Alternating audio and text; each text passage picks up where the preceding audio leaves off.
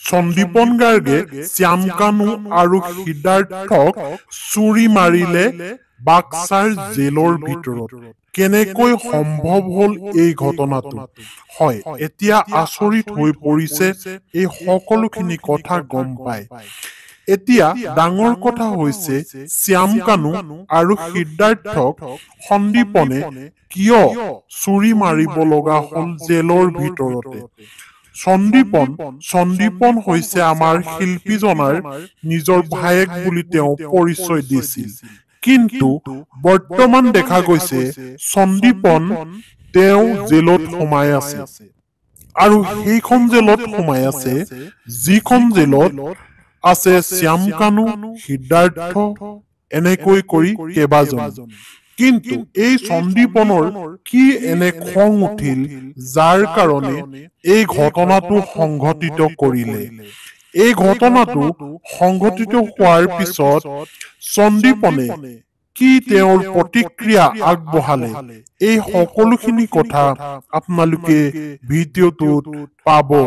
হয়তো আপোনালোকে শুনি আচৰিত হৈছে যে কিয় এই ঘটনাটো সংঘটিত হ'ল, বা জেলৰ ভিতৰত কেনেকৈ এই ঘটনাটো সংঘটিত হ'ল, চুৰিৰে কেনেকৈ আঘাত কৰিবলৈ পালে, জেলৰ ভিতৰত কেনেকৈ এনেকুৱা চোকা অস্ত্ৰ উপলব্ধ হ'ল, কোনে নি দিলে, এনেকুৱাবোৰ কথাই এতিয়া মানুহৰ মনত দোলা দি গৈছে।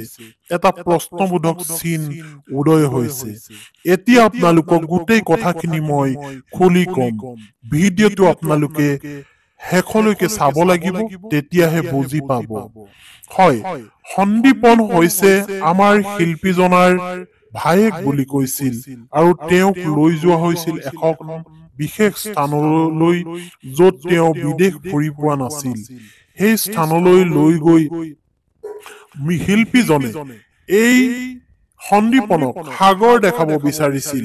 হয়, সাগৰ দেখাবলৈ লৈ গৈছিল, আৰু তেওঁ এজন পুলিচ বিষয়া আছিল, আৰু এই বিষয়াগৰাকীয়ে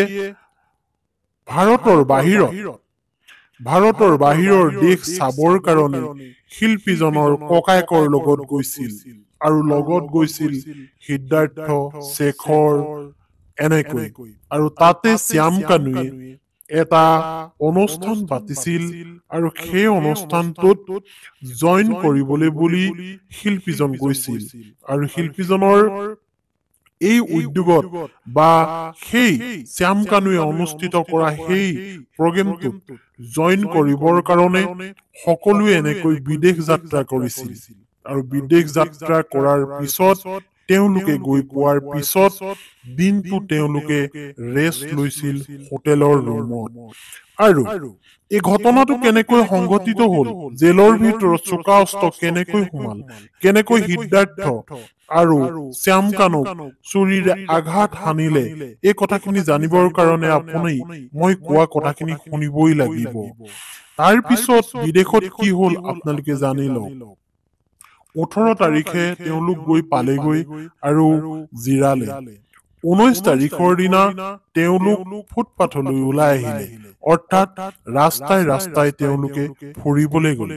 আৰু ফুৰিবলৈ যেতিয়া গ'ল, ৰাস্তাৰ কাষত কিছু লোকে ফূৰ্তি কৰি থকা দেখা পালে, আৰু ফূৰ্তি কৰি থকা দেখা পাই তেওঁলোকে চাপি গ'ল তেওঁলোকৰ ওচৰলৈ। তাত গীত চলি আছিল, ফৰেনৰ এগৰাকী মহিলাই গীত পৰিৱেশন কৰি আছিল তাত, আৰু তেওঁলোকৰ টিমটো তাত সোমাই তাত তেওঁলোকে গীত উপভোগ কৰিলে, আৰু ক'লে যে ময়ো এটা প্ৰগ্ৰেম কৰিবলৈ আহিছো ইয়াতে, আপোনালোকে যাব অহাকালিলৈ, এই বুলি ক'লে।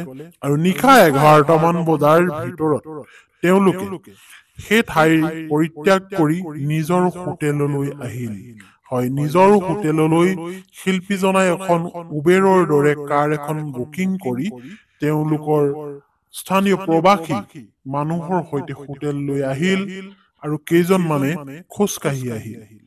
তেতিয়া 19 তাৰিখ, হয়, 19 তাৰিখৰ ৰাতিটো তেওঁলোকে আচলতে কটালে আৰু সেই বিশেষ হোটেলখনত কটোৱাৰ পিছত তেওঁলোকে 19 তাৰিখৰ যেতিয়া ৰাতিপুৱা হ'ল সেই ৰাতিপুৱা ওলাই গ'ল সাগৰ চাবৰ কাৰণে কাৰণ এই পুলিচ বিষয়াজন যিজন সন্দীপন এওঁ কৈছিল যে সাগৰ তই দেখা নাই বিদেশ ভ্ৰমণ তই কৰা নাই বল মোৰ লগত এনেকৈ লৈ যোৱা হৈছিল আৰু উজুহা আছিল শ্যামকানুৰ এটা বিশেষ উৎসৱ হয় তাত গীত পৰিবেশন কৰিবৰ কাৰণে আৰু তালৈ লৈ যোৱাৰ কাৰণে সাগৰলৈ লৈ গ'ল যেতিয়া তাত গৈ তেওঁলোকে কিছু মদ্যপান কৰিলে আৰু শিল্পীজন সাগৰৰ ইহঁতৰ পাৰ্টিৰ পৰা তেওঁ সাগৰত আচলতে লাইফ জেকেট নিপিন্ধাকৈ সাঁতোৰাৰ ফলত তেওঁ পানীত ডুবি মৃত্যু হ'ল বুলি কথাটো ওলায় ঠিক তাৰ পিছতে স্বদেশলৈ যেতিয়া ঘূৰি আহিল নৰেশ্বৰ দে আৰু এই বিশেষ ব্যক্তিকেইজন যিকেইজন শিল্পীজনৰ লগত আছিল সন্দীপন শেখৰ শ্যামকানুকে ধৰি এই সকলোকে দেশৰ আইনে তেওঁলোকৰ তদন্তৰ আওতালৈ আনিলে আৰু তেওঁলোকৰ ওপৰত গোচৰ ৰুজু কৰি তেওঁলোকক জেল হাজতলৈ লৈ যোৱা হ'ল আৰু তেওঁলোক আছে বাক্সাৰ এখন বিশেষ কাৰাগাৰত আৰু সেই কাৰাগাৰৰ ভিতৰতে এতিয়া চিঞৰিছে শ্যামকানু আৰু সিদ্ধাৰ্থই কাৰণ এই সন্দীপনৰ এটা চাকৰি আছিল এই সন্দীপনৰ কিছু যিজন সন্দীপন হয় এই সন্দীপনৰ চাকৰি থকাৰ কাৰণে কিছু সপোন আছিল বিদেশ ভ্ৰমণ কৰাকে আদি কৰি নিজৰ ঘৰ পৰিয়ালকে আদি কৰি কিন্তু তেওঁ মনে ভবা কথাখিনি হৈ নুঠিল এই ঘটনাটোৱে তেখেতৰ ভৱিষ্যত জীৱন কোঙা কৰি পেলালে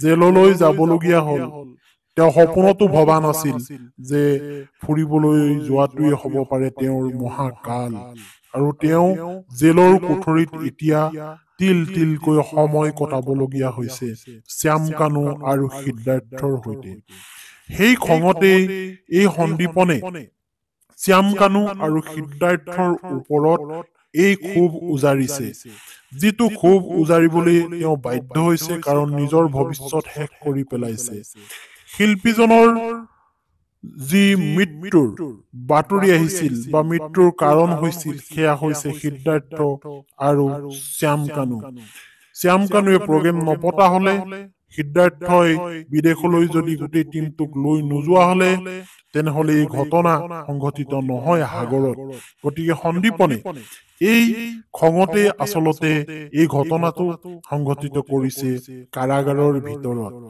কিন্তু এই ঘটনাটো কেনেকৈ সংঘটিত হ'ল আপোনালোকে হয়তো আচৰিত হৈছে আচলতে এই ঘটনাটো ঘটিছে সেই কাৰাগাৰত এজন যুৱকে কৈছে এজন এই শিল্পী অনুৰাগীয়ে সপোনত দেখিছে এই ঘটনাটো আৰু এই সপোনত দেখি কৈছে যে সন্দীপন গাৰ্গে জেলৰ ভিতৰত এনেকৈ সিদ্ধাৰ্থ আৰু শ্যামকানুক আঘাত আনিছে এয়া শিল্পীজনৰ অনুৰাগীয়ে সপোনত দেখা এটা ঘটনাহে মাথো